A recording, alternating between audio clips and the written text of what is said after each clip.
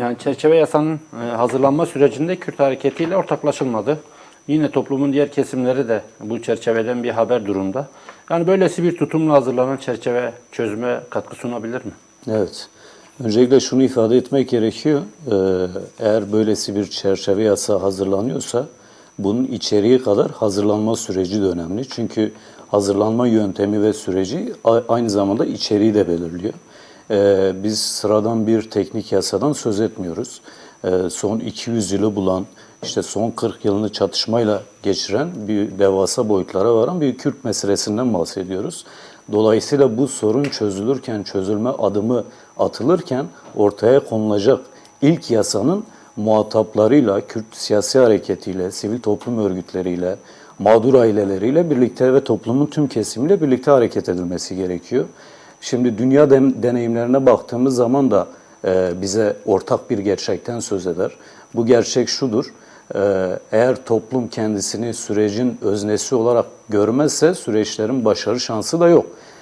Güney Afrika'dan Kolombiya'ya, İngiltere'den Bas sürecine kadar dünya deneyimlerine baktığımız zaman da sürecin böyle olduğunu görüyoruz. Hatta kimi yerlerde hem ulusal sivil toplum örgütleri hem uluslararası sivil toplum örgütlerinin, hükümetlerin, devletlerin gözlemci olarak yer aldığını görüyoruz.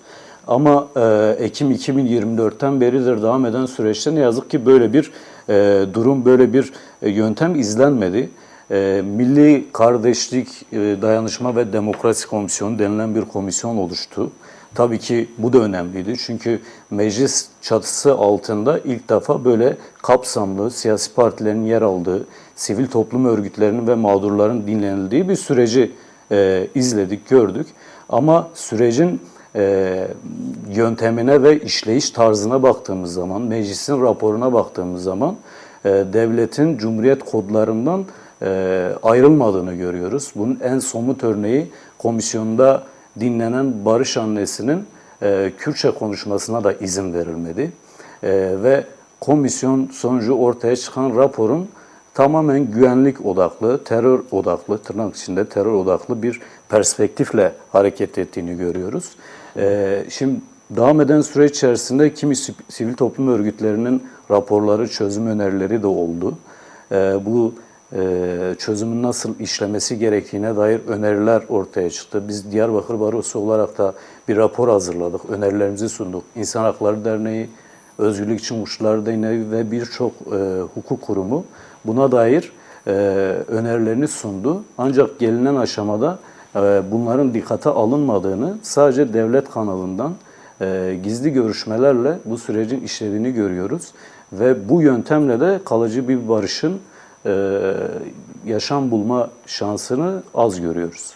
Yani bu noktada zaten Ahmet Baros'un Kürt sorunuyla ilgili bir raporu vardı. Siz de değindiniz, bir öneri taslak sunulmuştu. Hatta süreç noktasında adım atılması gerekirse her türlü katkıyı sunmaya da hazırız demişti. Size herhangi bir öneri geldi mi mesela bu süreçte? Bir öneri gelmedi. Bizim hem kente bulunan sivil toplum örgütleriyle hem siyasi partilerle görüşmelerimiz oldu. Mecliste bu siyasi partilerle görüşmelerimiz oldu. Orada çözüm önerilerimizi, bu meseleye nasıl yaklaştığımızı ifade ettik.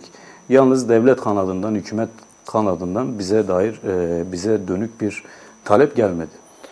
İşte aslında böylesi durumda hani hazırlanan bu çerçeve yasa çözüme tam katkı sunar mı? Çünkü herkes bir haber, tamam bir komisyon var, rapor hazırlanıyor.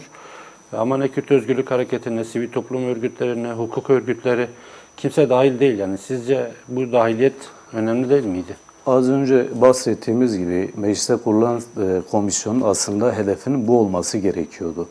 Ortaya çıkarmış olduğu raporun toplumun tüm kesimlerinin önerilerini ve çözüm deklarasyonlarını dikkate alır durumda olması gerekiyordu. Ancak süreç içerisinde ne yazık ki böyle bir tutum içerisinde olunmadı. Bizce silahların susması elbette önemli bir eşik ve bu çatışmasızlık hali, insanların ölmemesi, yeni acıların yaşanmaması, korunması gereken bir durum. Ancak kalıcı barış noktasında sadece çatışmasızlık yeterli değil. Çünkü sorunun temeline baktığımız zaman az önce Gülan da bahsetti. belirttik. Sorun 200 yıllık bir sorun. Cumhuriyetin kuruluşuyla birlikte ulus devlet hakim anlayışıyla, tekçi zihniyetle birlikte devasa boyuta varan bir mesele. Dolayısıyla bunu sadece 40 yıllık çatışma sürecini nasıl kapatırız, örgüt militanları nasıl geri getiririz üzerinden değerlendirmemek lazım. Bunun iki aşaması var. Tabii ki örgüt militanlarının toplumsal yaşama, siyasete katılımlarının önünü açabilecek reform süreçlerinin yaratılması gerekiyor. Ancak bunun yanında Kürt meselesinin temelleri noktasında, çözümü noktasında da kimi adımların atılması gerekiyor. Bu anlamda sadece işi terör ve güvenlikçi politikalarla ele aldığımız zaman bugün sorunu çözmüş oluruz ama 5 yıl sonra, 10 yıl sonra bu sorun tekrar yerli yerinde durmuş olur ve yeni krizlere neden olmuş olur. Yani zaten baktığımız zaman aslında Gülan'ın da bahsettiği gibi bu gündemdeki tartışmalarda hem sadece belli başlı kişileri bu yasanın kapsayacağı ifade ediliyor. Halbuki Kürt Özgürlük Hareketi üyeleri de yaptığı açıklamalarda daha geniş kapsamlı bir şey olması gerektiğini söylüyor. En azından tüm herkesi kapsayacak bir yasa olması gerekiyor.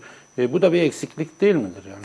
Tabii ki bir eksikliktir. Aslında bu son dönemde kamuoyuna yansıyan özellikle iktidara yakın basın ajanslarına yansıyan bilgiler bunun sadece etkin pişmanlık ve af süreciyle açıklandığı üzerinden görülüyor. Ancak şu ana kadar yanılmıyorsam 9'a yakın benzer kanun çıktı. En son 2013-15 sürecinde de yine etkin pişmanlık ve affı dayatan süreçler ortaya çıktı. Ancak bu yasaların çözüme katkı sağlamadığını gördük. Hatta çözümsüzlüğü derinleştirdiğini gördük. Dolayısıyla olayı sadece etkin pişmanlık ve dar çerçevede tutan, örgüt yöneticileri dışta bırakan, müebbet hapis cezası alanların dışta bırakan, diasporada yaşayan Kürtleri dışta bırakan bir süreçle götürdüğümüz zaman tabii ki bunun kalıcı bir barışa dönme olanağı da bulunmamakta. Peki bu noktada işte hem demokratik adımların yer aldığı maddeler, yine hukuk devleti bağlamında ifade özgürlüğü ve yerel demokrasi meselesi çokça tartışılıyor. Halen CHP'li belediyelerde kayyum atanma gibi meseleler var. Yani bu somut adımların da içermesi gerekmiyor mu? Şöyle aslında iki aşamalı ilerlemesi gerekiyor. Tabii ki örgüt militanlarının ne olacağına dair, toplumsal yaşama nasıl katılacaklarına dair bir belirsizlik var. Öncelikle bunun çözülmesi gerekiyor. Yani örgüt yöneticilerinin, işte cezaevinde PKK davasından tutuklu ve hükümlü bulunanların, yurt dışında olanların ülkeye dönüşleri noktasında nasıl düzenlemeler yapılması gerektiği noktasında birinci aşamada bunun net bir şekilde ortaya konulması gerekiyor. İkinci aşamada zaten belirttiğimiz aslında hukuk devleti ve demokrasi sorunu olarak tabir ettiğimiz kimlik sorunu, dil sorunu, yerel yönetimlerin güçlendirilmesi sorunu gibi yargı bağımsızlığı sorunun, AYM ve AYİM kararlarının uygulanmaması sorunlarının da içerildiği demokrasi reformlarının yaratılması gerekiyor. Baver, sana devam edelim. Yasa çerçevesinde neler yer almalı? Hangi maddeler ya da düzenlemeler hem sürecin hem de barışın önünü açar? Yani az önce de belirttik aslında. İktidara yakın basın yayın organlarında etkin pişmanlık ve af gibi kapsamlardan söz edildi. Örgüt yöneticilerinin ayrı bir durumda değerlendirileceğinden söz edildi. Yine suça bulaşmış, bulaşmamış ayrımından söz edildi. Birincisi bunların hiçbirinin olmaması gerekiyor. Örgüt militanların ülkeye dönüşleri aşamasında ceza tehdidiyle karşılaşmaması gerekiyor. Hele döndükleri zaman 3 yıllık, 5 yıllık denetim süreci ve siyasetten men edilmeleri gibi yaklaşımlar bu sürecin ruhuyla da bağlaşmaz, kalıcı barışa da hizmet etmez. Az önce yine belirttik, yani çok köklü bir sorundan bahsediyoruz. Bu sorunun kalıcı bir şekilde çözülmesi için kimlik haklarının tanınması gerekiyor. Özellikle anayasanın başlangıç hükümlerinin değişmesi gerekiyor. Anayasanın 66. maddesindeki vatandaşlık tanımının değişmesi gerekiyor. Yine ana dilde eğitimle ilgili anayasanın 42. maddesinin değişmesi gerekiyor. yerel yönetimlere dair yerel yönetimlerin güçlendirilmesi noktasında uluslararası hukuki düzenlemelere konulan şerhlerin kaldırılması gerekiyor. Hatta yerel yöneticilerin, yerel bürokrasinin halk tarafından seçilmesinin önünün açılması gerekiyor. Aslında sorunun başlangıcı da bahsettiğimiz gibi 200 yıl önce yaşanan şey merkezileştirme politikasıydı. Bunun üzerinden başlayan bir çatışma, isyan süreçleri, bastırma süreçleri yaşanmıştı. Aslında esasında yerelin özelliğinin, özgünlüğünün korunması gerekiyor. Tabii ki ilk aşamada çerçeve yasa, örgüt militanlarının hukuki düzenlemelerin demokratik siyasete ve toplumsal yaşama nasıl katılması gerektiğine dönük olması gerekiyor. Ve az önce bahsettiğimiz şeyler de bununla birlikte pekiştirmesi gerekiyor. Aslında az önce ifade ettim, bu sorunun cevabı orada da vardı. Çerçeve yasa elbette önemlidir. Bu bir aşama, bir eşiktir. Sonuçta çatışmaların ortadan kalkması gerekiyor. Demokrasinin konuşulması için, hukuk devletinin konuşulması için çerçeve yasanın bir şekilde ortaya konması gerekiyor. Daha sonrasında da Kürt meselesini ortaya çıkaran nedenlere dair çözüm önerilerinin ortaya konması ve yasal ve anayasal adımların ortaya konması gerekiyor. Peki bu yasal ve anayasal adımlar toplum uzlaşısı olmadan yürürlüğe girer mi? Ya da girerse sürece bir katkısı olur mu? Girerse eksik kalır. Sonuçta toplumsal bir mesele ve Türkiye'nin tüm yönüyle sosyal, ekonomik, kültürel birçok noktada etkileyen bir sorun. Dolayısıyla sivil toplum örgütlerinin, toplumun farklı kesimlerinin toplumsal bir barış çerçevesinde, toplumsal bir sözleşmenin ortaya konması temelinde yasal ve anayasal adımların atılması gerekiyor. Yani bu en acil atılması gereken adımlar sizce neler diyelim? En acil atılması gereken adımlar cezaevlerinde bu PK davasından tutuklu ve hükümlerin bir an önce serbest bırakılması, yine Kürt siyasetçilerin bir an önce serbest bırakılması ve siyaset yapma alanlarının açılması, kayyum uygulamalarının son bulması en elzem olan şeyler. Devamında da ana dilde eğitim, vatandaşlık tanımı, yerel yönetimlerin güçlendirilmesi gibi konular geliyor. Siz neler söyleyeceksiniz? Kürt Halk Önderi Abdullah Öcalan'ın statüsü ve fiziki özgürlüğü bu süreçte neden önemli? Kürt Halk Önderi Abdullah Öcalan'ın çözüm açısından nasıl bir rolü ve etkisi var? Şöyle, Sayın Öcalan'ın konumu sadece kendi örgütü üzerinden değil, Kürt halkı üzerinde de, Orta Doğu'daki siyasi dinamikler üzerinde de önemli bir yere sahip.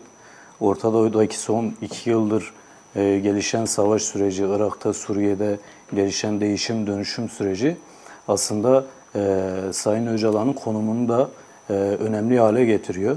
Şimdi bir taraftan da baktığınız zaman 27 Şubat çağrısıyla kendi örgütü üzerinden ne kadar etkili olduğunu ortaya koydu. Ve sınırlı imkanlara rağmen bu süreci bazen tek taraflı bir şekilde ilerletebildi. Şimdi hem bir taraftan fiili olarak muhatap kabul edip hem hukuken yok saymak bu sürecin sağlıklı bir şekilde ilerlemesi yönünde en büyük engellerden biri. Dolayısıyla demokratik müzakerenin sağlıklı bir şekilde ilerlemesi için mutlak bir şekilde özgürlüğünün sağlanması gerekiyor. Bu aynı zamanda siyasi bir durum olduğu kadar hukuki bir zorunluluktur da. Türkiye Cumhuriyeti kendi yasalarına uyması temelinde hareket etse de Sayın Öcalan'ın özgürlüğünü sağlaması gerekiyor. Çünkü anayasanın 90. maddesi Avrupa İnsan Hakları Mahkemesi kararlarının uygulanması noktasında önemli bir yere sahip. Avrupa İnsan Hakları Mahkemesi 2014 yılında Sayın Öcalan üzerinde umut hakkına dair bir karar verdi. Hatta Bakanlar Komitesi de son 2 yıldır Türkiye'ye bu yönde bir düzenleme yapması konusunda süreler veriyor. Dolayısıyla bu yönden bile Türkiye Cumhuriyeti Devleti'nin kendi hukukunu uygulaması noktasında bir adım atması gerekiyor. Hem de sürecin daha iyi bir aşamaya, daha sağlıklı bir aşamaya geçirilmesi noktasında da Sayın Öcalan'ın özgürlüğünü sağlaması gerekiyor. Yani Ahmet Barosu'nun da bir başvurusu vardı. Hem Ahmet Barosu'na bağlı avukatlar tarafından hem Baro'ya hem de Türkiye Barolar Birliği'ne bir başvuru vardı müvekkilleriyle görüştürülme noktasında. Mesela bu başvurularınıza bir dönüş oldu mu? Öcalan'la görüşme talebine dönük herhangi bir mesaj ya da olumlu veya olumsuz bir dönüş sağlandı mı size? Zaman zaman başvuruları yapıyoruz. Sadece Ahmet Barosu değil, diğer sivil toplum örgütleriyle birlikte hem Adalet Bakanlığı'na hem Avrupa İnsan Hakları Bakanlar Komitesi'ne başvurularımız oldu. Yalnız bu başvurulara ne yazık ki olumlu bir cevap verilmiş değil.